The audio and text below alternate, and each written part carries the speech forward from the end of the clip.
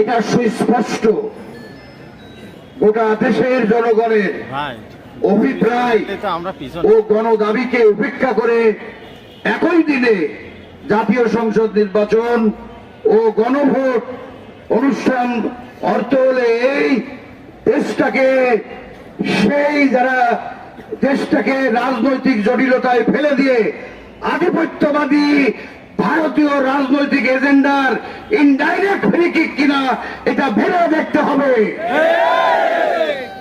আমি যে কথা বলতে চাই, দীর্ঘ মিটিং এর পর, অধিবেশনের পর 48টা সুস্পষ্ট বিষয়ে ঐক্যমত পোষণ করেছে রাজনৈতিক নেতৃবৃন্দ ও প্রধান উপদেষ্টার পৃষ্ঠপোষকতায়। সেই 48 দফা কি তা আগেই প্রকাশ করে জাতিকে সচেতন করতে হবে। আর একই দিনে গণভোট ও তার নির্বাচন, জাতীয় সংসদ নির্বাচন অনুষ্ঠিত হওয়ার দ্বিতীয় কোন উদাহরণ মধ্য এশিয়া নয়, গোটা দুনিয়াতে এর দ্বিতীয় কোন নজির নেই। অতএব একই দিনে যদি আপনারা উভয় নির্বাচনী অনুষ্ঠান পরিচালনা করেন, ইনশাআল্লাহ যেই বাংলার জনগণ বুকের রক্ত দিয়ে বুলেটকে ধারণ করে সমস্ত ফাঁসিবাদকে নির্মূল করে একটা গণতান্ত্রিক ধারা সূচনা করতে পারে, প্রয়োজনে আবারও রক্ত দেওয়া হবে, ষড়যন্ত্র সহ্য করা হবে না ইনশাআল্লাহ।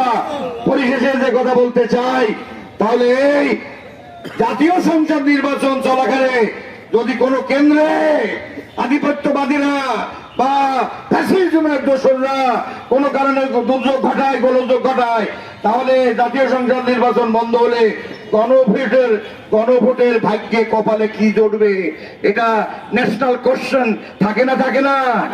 অতএব আপনারা যাই করেন না কেন, দেশ আজ নতুন ভাবে একটা রাজনৈতিক জটিলতার দিকে অগ্রসর হচ্ছে।